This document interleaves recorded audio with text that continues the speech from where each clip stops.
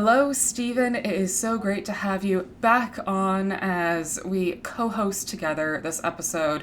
We seem to do it twice a year, which is great, and I hope to keep doing it some more. But we're here Yeah, for Christmas. yeah, and there's lots to talk about. As I think people have been finding out, I've been doing a sort of daily posting about Christmas symbols for the last few years. I've been putting them on social media as well as sending them out via email to our congregants, and they become really popular. There are churches all over the country who read my posts every day and then share them and stuff. And I've been surprised at just how much there is to know about Christmas. You think Christmas is fairly straightforward, but it's got this really rich, long history, which influences why we do the stuff that we're doing. And of course, we're changing um, old Christmas traditions as we go. So it's really interesting. I wanted to know if we could start with one that you told me like 2 weeks ago, and it's been on my mind since then for all of our folks that love Christmas vacation, Christmas break. You may be on it right now while watching or listening. And turns out that that just wasn't built into the school programming, that you had students sometimes literally fight for that. And so, do you want to tell me about the school riots with the disclaimer that the Rooster Crows podcast does not endorse violence or riots against teachers? This is not legal advice. Please don't use this. This is just fun historical facts. Okay, go. Okay, so one of the weird things is, as you know, every Christmas kids get about 2 weeks off, right? That's just normal. And the date slides around a little bit, but usually by the 22nd or 23rd, the kids are off of school until the early new year. That was not always the case. In fact, Christmas itself didn't used to be celebrated much in many Protestant communities. This is a kind of weird thing. We think that, what could be more Christian than Christmas? But in the 1600s, the mid 1600s, a group of Christian fundamentalists known as the Puritans won control over Britain's parliament. And the Puritans believed that there's nothing in the Bible that says that people should celebrate Christmas. We have the Bible story of the shepherds coming by the stable to see the newborn Christ child, and of course we have the Magi who came by as well. But to their minds, that didn't justify a big Christmas service and a Christmas mass and that kind of thing. So they said, no, we're not going to do that. We can only do that for Easter, but not for Christmas. So they literally outlawed Christmas. All those Christmas movies you've ever heard, the animated specials, the Grinch Who Stole Christmas. Actually, the government stole Christmas in the mid 1600s in England, That's and like a it didn't Hallmark last. movie. I love it. It's like Hallmark movie villain style, like Footloose, but for Christmas special. I love it. Yeah, yeah, and of course, people have been celebrating Christmas for a long time, so they didn't take well to this. And um, ministers were arrested for preaching on Christmas. The watchmen who would go through the streets would actually discourage people from singing Christmas carols and stuff. What you did within your own house was your business, but there couldn't be a public celebration of Christmas. Now, the Puritans were only in charge of the British government for about 10 years or so. And when they stepped down or when they got kicked out, um, the Christmas rules relaxed, but the damage was done. In Protestant countries that were indebted to the English in particular, um, Christmas just ceased to be a big deal. And that meant that lots of stores stayed open at Christmas. Schools stayed open through Christmas. You went to school on Christmas Day in Boston until I think the 1870s. Catholic countries were different on this, but the Protestant nations that were indebted to the English version of Protestantism, they took a very dim view of Christmas. And so Christmas was it was sort of like Remembrance Day, you know? You know that it's happening, but you don't cancel school. It was like that. So people just worked through Christmas and they went to school through Christmas. But kids being kids wanted time off, right? They wanted time off. And so back then, the public school system, as we understand it in like the 1600s, the 1700s, and into the early 1800s, didn't exist. It was in Ontario, for instance, we don't start getting public schools until I think the 1830s or 1840s. So Most schools were one-room schoolhouses that usually, a teacher who was hired by the community ran, and there'd be all sorts of grades in the same school.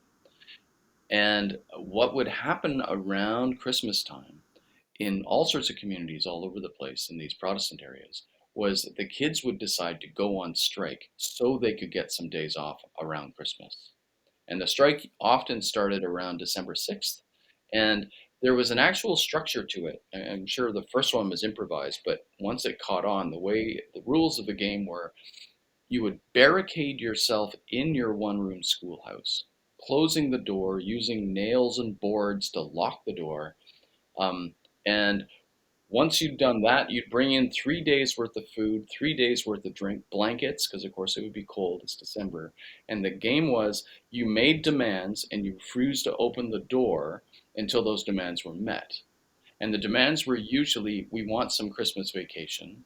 Sometimes the demands were, we want some Christmas vacation or we want some Christmas presents and treats. That happened. These are kids, after all. And also because back then schoolmasters were allowed to beat their students. Sometimes it would be we would like to be beaten less, and which is kind of gross, but that's the way it was. And so just like the Beastie Boys say, you have to fight for your right to party. Well, you had to fight for your right to Christmas vacation. Speaking of children, speaking of students, one of the most important people for Christmas is not our Lord and Savior born in a manger like 2,000 years ago in Bethlehem, but of course, Santa Claus, who comes and visits children across the world, giving toys to good children and coal to naughty children. I think my aunt actually got a lump of coal when her sisters snuck that in her stocking when they were very young. It didn't go well, but that's okay. And it's a great thing to learn that Saint Nicholas, that Santa Claus himself, was actually possibly a real person. And I'm wondering if you want to tell us a little bit about who he was. Yeah, sure. So Saint Nicholas was definitely a real person. Uh, Nicholas was a bishop in what is now Turkey, back in the fourth century, so the 300s. And his tenure sort of coincides with Constantine coming to Christianity. And the reason we pay any attention to him at all at Christmas time is because of a legend about something he did as a young man before he became a bishop. And Nicholas was born to wealthy Christian parents who raised him in the faith. And there's a lot of what happens with Nicholas is a mixture of fact and legend. And one of the things which is said about him was that he would fast as a child. Like he refused to eat on, I think, Wednesdays and Fridays, which I think were the traditional fast days back then. He could stand in his wash basin from the time he was an infant. So he was a very upright young man. The qualities of the adult are often cast backwards onto the child in the way Christian legends get written. But one story about him, like there's various stories about him working miracles as a bishop, where he was able to calm storms at a distance and appear in visions to sailors who were in trouble. But there's one story about him which is connected to Christmas, which has no miracles in it at all. So it kind of suggests that it's based in fact. And the story goes that Nicholas's parents died. It sounds like from disease or something, leaving him a wealthy young Christian teenager. And he's decided to devote himself to serving God. So he's a very upright, ethical person. And he hears that a local nobleman has fallen on hard times. And he has 3 daughters. And at that time, if you wanted your daughters to get married, they needed to have dowries, right? So the the father of the bride brought a fair bit of cash to the table to make the transition over to marrying into another family. Well, because his economic fortunes had tanked, this nobleman didn't have the money to marry off his daughters. So the word got out on the street that he was going to do the unthinkable and he was going to sell them into prostitution. And this horrified young Nicholas, and he decided to help out. So, under the cover of night, he got a bag of gold and he walked past the nobleman's house and he threw the bag over the fence and into the nobleman's yard. And he did this 3 times, and each time he did it, the nobleman would find the bag of gold and go, "Aha! I can now afford to marry a daughter." Right? So All three daughters got taken care of. Now, the ways this story is told is sometimes the gold goes over the back fence. Other times the gold goes up into the chimney and down the chimney. And that's where the nobleman finds the gold. And other times it goes up through a window or the chimney and it ends up in somebody's stocking. So you can see the connections. And, who knows if that's what really happened, but that's the way the story is told. Anyway, so the nobleman, of course, is extraordinarily appreciative of the fact that someone is solving his major problem, but he has no idea who it is. So after the second bag of gold has been thrown into the house, he decides to stay up and wait and see if he can actually catch the guy who has been throwing the gold. So he stays up night after night, and Nicholas comes by and he throws in the gold. And this time the nobleman's awake, so he runs out into the alleyway and he chases Nicholas down. And he says, "Why? This is so wonderful. Thank you so much. But why haven't why haven't you told? Why didn't you tell me who you are?" And Nicholas just says, "I don't want you to tell anybody that I did this. Not until I die, because Christian charity is supposed to be anonymous." And so that becomes the sort of root story for a lot of the Christmas gift giving, right? In Europe, Santa Claus, the person we think of as Santa Claus, looks a lot like a bishop. Bishop's crook, bishop's hat, the big red gown. Um, and, you ask Dutch children who brings presents, they'll tell you it's St. Nicholas, like literally St. Nicholas.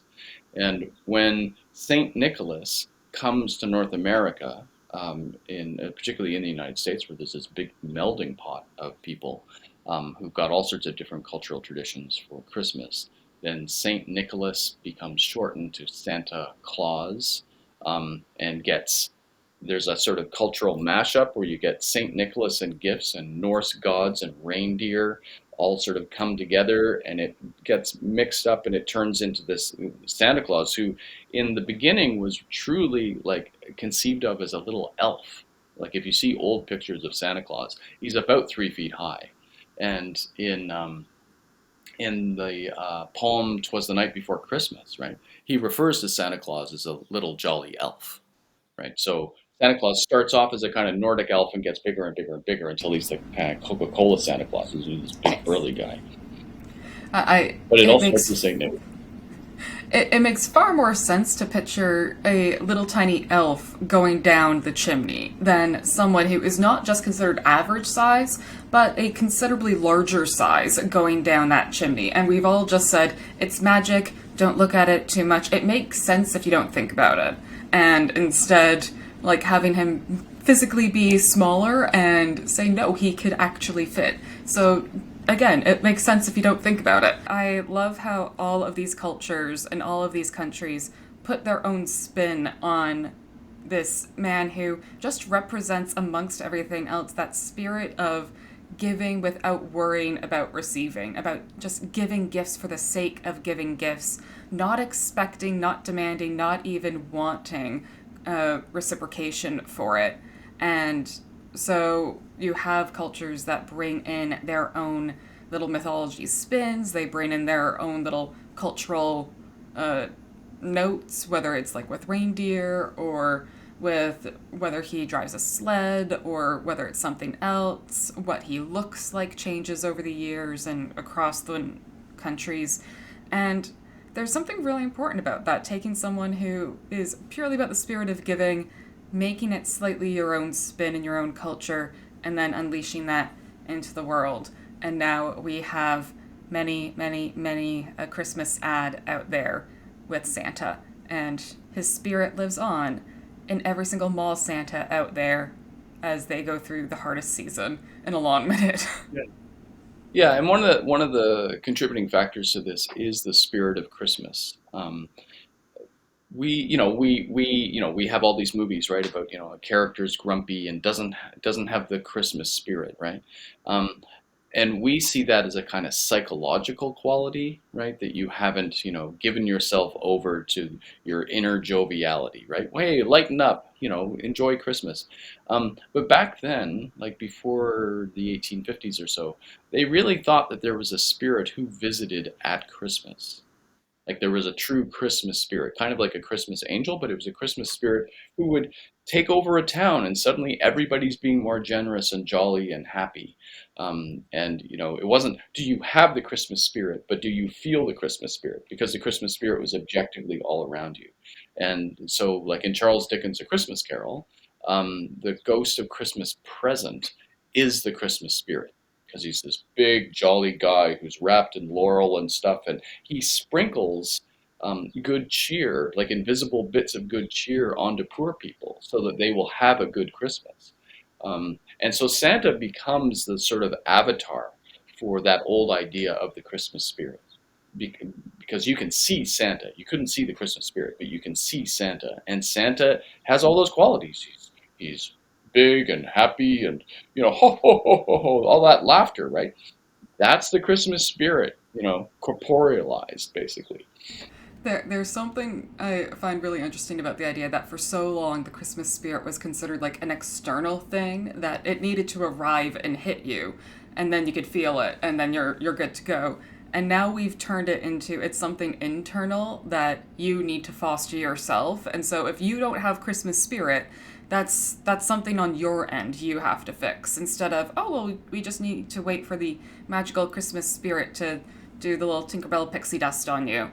And that's okay, it'll get there. And instead now it's, what are you doing that to get yourself in the spirit? And It's part of a general shift in cultural sensibility. It's certainly not just about Christmas. Pretty much everything is like that.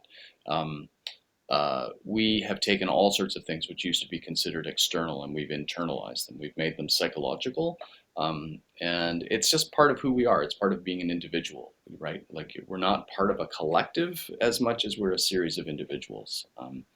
And yeah, it's just something the West has done, and it's not anybody's fault exactly, but it's certainly taken over. I see us doing some more stuff on the collectivization versus individualization in the future, but we don't have to do that now, because what we do need to think about is some of these other Christmas things that came up. I remember us talking very briefly last week about the connection between the different censuses and how we got like the different shepherds and how David was involved and how it got into the Luke story. And I'm wondering if you wanted to put those connections together, because it's one of the most famous parts of the intro of this story is that David, or not David, it's that Mary and Joseph go to Bethlehem because the emperor of Rome was holding a census and every man needed to be recorded, and so they went to Bethlehem where Joseph was from, and there was no room at the inn, and that's why they're in a barn away from all their friends when the story kicks off.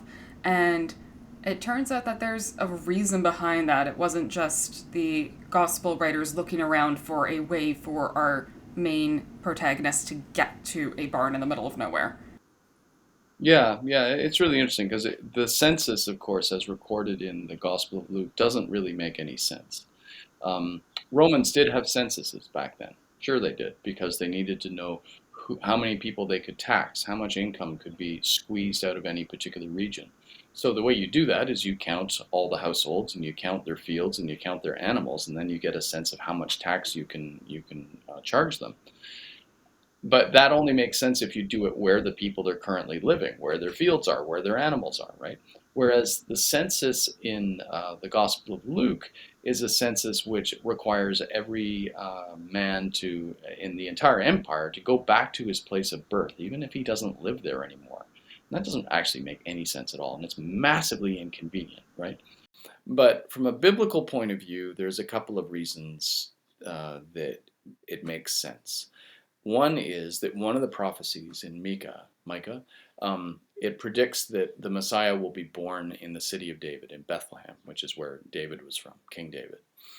So that's one thing. So ideally, Luke and Matthew, who tell the birth stories of Jesus, need to get Jesus from Nazareth, where everybody knows he grew up, to Bethlehem for his birth. Okay, so how are you going to do that? You got to get them on the move. Now, it would have been fairly easy just to say that Mary and Joseph decided to go back to Joseph's, place of birth for the birth of Jesus. It's not ideal since Mary probably would have been lying in her parents' house while she was pregnant, but you could have gotten away with it without mentioning a census. But instead, Luke makes this really big deal about a census. So why? In First Chronicles, which is the one of the historical chapters in the Bible. There's this story about King David, which features a census. King David is on the throne. He defeated Goliath. He's become the king of Israel. He's doing well. He's got a big army. He's been winning battles, and he decides to have a census. And he decides to count all the men in his little empire, his Jewish empire, to try and figure out how many men are of fighting age, so he can get a sense of how big an army he can raise should he need to go on another campaign.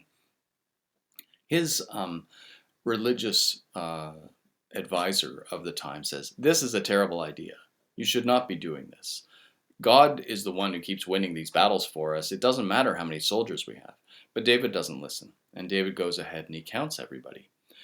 And the spiritual advisor is correct. God gets upset. And God starts to cause death and illness in the kingdom. And David realizes, uh-oh, I've screwed up. And God says, listen, I'm going to give you a choice. I'm going to give you 3 choices for how you get punished for having done this arrogant thing of having a census. Number 1 is that you can die at the hands of your enemies for 3 years. So, God would remove God's protection from the neighboring warring tribes, and they just have to fend for themselves. Number 2 was pestilence, and number 3 was God will do it on God's own. Oh, no, sorry, number 2 was famine. Forgive me. Number 3 was God would do it on God's own, which would probably mean some sort of pestilence or plague. David opts for door number 3 because he figures God might relent, whereas his enemies will never relent, and a famine's not going to relent. So, sure enough, an angel of death is sent to Jerusalem and starts killing people through disease. And David sees it, and he sees this angel hovering over Jerusalem, and he says to God, "Please stop. My people didn't do anything wrong. It was myself and my household who decided to do the census. So just punish us. Don't punish them." And sure enough, God does relent. And God stops it, and God says, okay, if you build an altar in somebody's threshing house and make sacrifices to me, then we'll be square. And so that's what happens. So, in this story, a census is an arrogant, evil thing. It is an act where human beings think that they are in charge of the human beings in their kingdom, whereas in fact God is in charge of those human beings. God created them. So God can count them, but human beings shouldn't be counting them, right? So Luke starts his gospel with the story of an evil emperor who is holding a census. A really inconvenient census, which forces everybody to go where they don't want to go, back to their birthplaces. Like, he starts with an instance of the evil of power, of pagan power, where an emperor decides to inconvenience absolutely everybody, ordering them around so they can be counted, so they can be overtaxed. And Luke knows that his readers are conversant with the history that's contained in the Bible. So he's counting on his readers going, wait a second, we know that King David got in trouble when he held a census, and now the story of the boy who will be born in King David's city, who will be known as the Son of David, that guy is going to get born in the middle of a census? Oh, I see. Okay, so Luke is basically telling you right up front, the Messiah was born in a time of an evil empire where they held censuses. And we all know that those are a bad idea. And then there's one more twist in the story because King David saw the angel of death hovering over Jerusalem. King David says in the story, I am the shepherd of Israel. Blame me, don't blame my sheep. Luke takes that and he puts angels hovering over Bethlehem who shepherds see. And the angels sing this song of glory to God and peace on earth towards all people of goodwill, right? So Luke has basically said, you know that story about the evil angel hovering above the town, ready to rain down death? When the Messiah comes, it'll be good angels hovering above the city of David, bringing news of peace and goodwill towards all people. This Messiah is going to turn the whole thing on its head. And that evil emperor who held the census, he's the one who's in danger. He is not the Prince of Peace. The Prince of Peace is being born in that stable. So if you read it that way, the story is actually extraordinarily powerful. And there's this really, really interesting editorial twist that Luke uses in just a few paragraphs to sort of set up the terms of the Messiah. The Messiah is up against an evil empire and will be doing things very differently than we expect. Which, like, the fact that the census part for at least many children is considered the boring part. No one really cares what a census is, why it's there. No one cares at that point when you are a child. And it turns out that it is one of the most important setups for that twist. It's the equivalent of like hearing a Shakespearean monologue entrance at the beginning of a story and hearing, oh yeah, this is going to be a Romeo and Juliet situation. Everybody's going to die. And I know that from that first paragraph that was alluding to something written centuries before I even arrived. And that it could be incredibly unimportant to a lot of people, but it sounds like to those who were there at the time that the Gospel of Luke was written, for those who the intended audience was, it was a very important note of exactly why we're having this story, what's being told. It's especially for Luke. It's not just about the story of how Jesus arrived here, because frankly, many, many, many important people were born in the Bible from rather very boring means, and they still did amazing things. What was so special about this? And having Luke be able to say, actually, no, we are setting up something very important, that the universe managed to align itself just for this, and pay attention. And we're going to bold and underline it. That's a fantastic, like, a literary note, and a dramatic note, and a theological one. Yeah, it's if you know that backstory, then it means that Luke is just in a few brushstrokes setting the scene. Once upon a time, there was an evil empire where the emperors didn't know that they were doing evil, but the people did. And in comes a family who see something miraculous, which signals that the rules on Earth have changed. I mean, it's a wonderful little story, particularly if you understand this backstory. And that's the thing about reading the Bible, is that it's such a pity that as biblical literacy goes down, these resonances get lost, because it's like to explain a joke is not the same thing as to hear the joke spontaneously the first time and you get the references. And like, even if you're not someone that is Christian, even if you're not someone that follows the Bible or believes in the Bible, just the amount of Christian language and setups that we have in our society make understanding what's in the Bible, the content of the Bible, just important to understand most of Western literature basically up to the early 1900s, because there was an assumption that you at least learned the basics of it. And so if there's anyone who's an English major listening, just read it purely from a literary perspective. You don't have to buy into it, but you do need to know what's in it. And it's going to make a lot of the books make a lot more sense. And one of the ways that we've done this in Sunday schools and in churches across the country is by teaching these children these stories through things like Christmas pageants. And we just had our Christmas pageant a short while ago. It was very different from the sort of Charlie Brown traditional Christmas pageant we might have, but if you've never seen a pageant, it's usually a bunch of children that come up to the front of the church and they're wearing costumes of the main people of the Christmas story. You have Mary, Joseph, usually there's a newborn playing baby Jesus, you got some shepherds, and they tell the story of that evening when Jesus was born, millennia or two ago. And that has not always been the case. It's not always been a bunch of 8-year-olds trying to emulate shepherds cowering in a field on stage. Yeah, that's true. It's interesting. Even Christmas pageants have an interesting evolution. One of the clues to it is the word pageant, actually. The word pageant means a performance on the move. And this tracks back to when the Christmas story was told on the move. Um, so about 1,000 years ago, obviously at Christmas time, the monks and the clerics would read the Christmas story. No big surprise. About 1,000 years ago, they started doing it a little bit differently, where instead of just one person reading, say, the passage from the Gospel of Luke or the passage from Matthew, they would divvy up the parts. So one person reads for the angels, one person reads for Joseph, that kind of thing.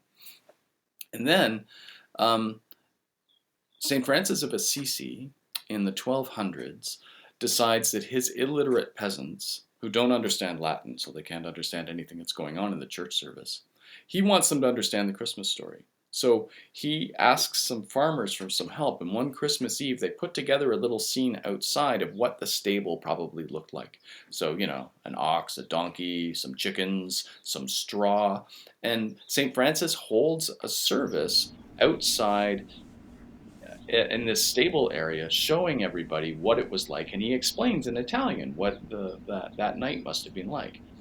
And this is such a hit with the peasants that it becomes a thing, and other churches start doing it too. So it starts spreading across Europe, and this becomes known as a live nativity, right? And people still do this.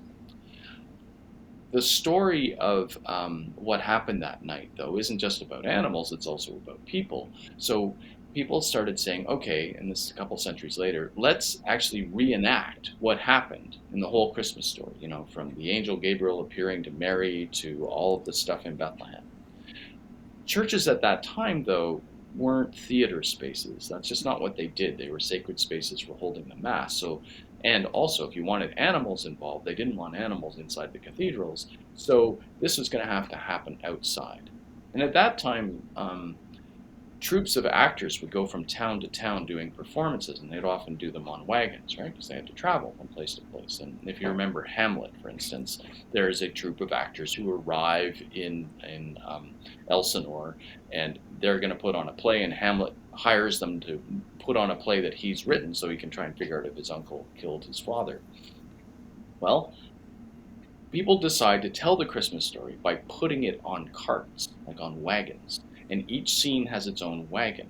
Okay, so Mary reading her book, which is always the way it's presented. Mary reading her book, the angel Gabriel is lowered down and appears with wings and tells her, "You're going to be, the mother of God."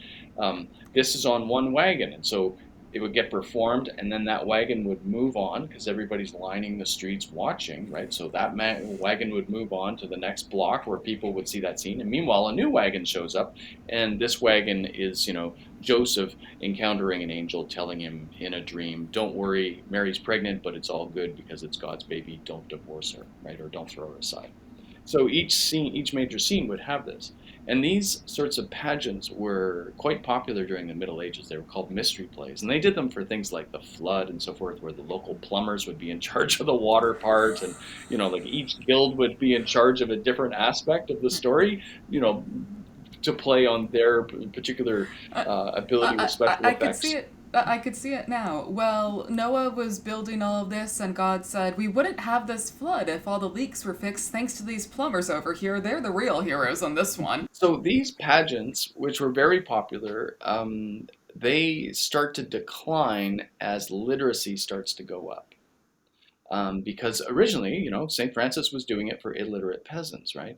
Whereas once people start learning how to read after the printing press is invented in the late 1400s, then as literacy goes up, adults don't need these pageants to explain the Christmas story to them as much. There is some crossover, but what eventually happens is that adults, particularly in Protestant countries, are encouraged to read the Bible on their own. The Bible becomes like the most likely book to find in any household among Protestants. But the people who can't read are kids, right? Because of course they're young, they're not born able to read. So Christmas pageants shift from being something adults do to something kids do. And I'm not quite sure why they stop doing them as outside pageants. They start doing them as indoor pageants the way we have them, right? Where the kids get dressed up in the bathrobes and stuff like that to reenact the story. But and we keep the word pageant because it becomes synonymous with Christmas play, even though it really means a story on the move. And one of the things which I think is interesting about what happened in the last 3 years is that when we were in the midst of those really terrible lockdowns where it just wasn't safe to be at church, you'd think that that would be a reason to just stop having Christmas pageants, right? Because, it's not safe to go to church. But that's not what happened. All sorts of churches continued to have Christmas pageants, and many of them decided to do them outside because that was the only place that it was safe to do them, right? So they met on the church grounds, and the kids still dressed up because it was, it was outside, it was fairly safe COVID wise. So, ironically, Christmas pageants moved back outside, becoming actually true Christmas pageants because they're happening outside and people are moving around. And other churches, like our own, we decided to do Christmas pageant videos instead, where we just filmed the whole thing. And and I was telling the kids on Sunday that, they can tell their children when they grow up that they were actually part of a new phase in the evolution of Christmas pageants because they went into video form. And I kind of hope that next year we'll be able to have a Christmas pageant in person. But, I think it's a testament to how much adults in particular love Christmas pageants that even when we really, really couldn't have them, we still found a way to have them. It, the number of times that I've done pageants over the past few years, and like you could see the morph from being indoors, and I know that it might have changed for why they were indoors versus outdoors in like southern France, but at least in Canada, it's not rocket science that it's sometimes like -10 and you're dealing with slush and snow and ice, and I'm not dealing with children trying to learn how to figure skate while also be angels. So moving inside makes sense. But in terms of the actual pageant videos, the number of times would record them outside as well, and you would have the snow falling around them as they were trying to share this story. And it was really interesting seeing that connection in the community again and seeing that come together. And I do think that we are seeing a larger conversation for churches where this is just one part of how do we continue to get people to be engaged inside buildings, outside buildings, as part of church, as part of their own communities, and remembering that not everything has always been the way it was. This is just one stage in centuries upon centuries of evolving in terms of acting, in terms of writing and reading, in terms of education, in terms of church itself. It has never been stagnant. It's always been on the move. We're just seeing something move in hyperdrive for the moment. And like this is just one facet of that. I do miss the Charlie Brown pageants, though. I hope that we can get those back just a little bit. If we can get a variation on it, I'd be a happy camper. These are some fascinating Christmas facts, and thank you so much for sharing them with us, Stephen. I wanted to know if you had any other sort of final words that you have. I know that if anyone wants to hear your final Christmas words, you are preaching on Christmas Eve at Lawrence Park Community Church, and they can either hear you in person or online or on YouTube afterwards. But for now, for those who are listening immediately, do you have any final message or words for us all as we prepare for another busy post-COVID/COVID Christmas? Well, I think that just the fact that the Christmas story keeps getting told and retold and retold is a testament to its power, right? Like, adults may look at it and go, that is just full of a whole bunch of things that I don't believe could practically happen. And yet the story has power just the same, And I think that at a time when so many people are stuck at borders that they would like to cross into safety, the fact that the Christian story starts with people on the move who end up homeless, who then afterwards become refugees and have to escape to another country because they're being persecuted by the government. We should recognize that as much as the Christmas story is a story of joy and peace and the birth of a beautiful baby, the core part of the story is also about justice. It's also about, fairness, and it starts with people being unfairly pushed around.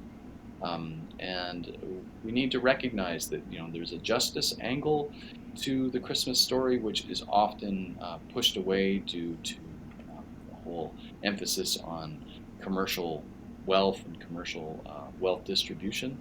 But really, Once upon a time, there was an evil empire, and the person who was going to show us a different way was bossed around and pushed around, but stuck around, came back, and showed us a different way. I mean, that's the Christian story, and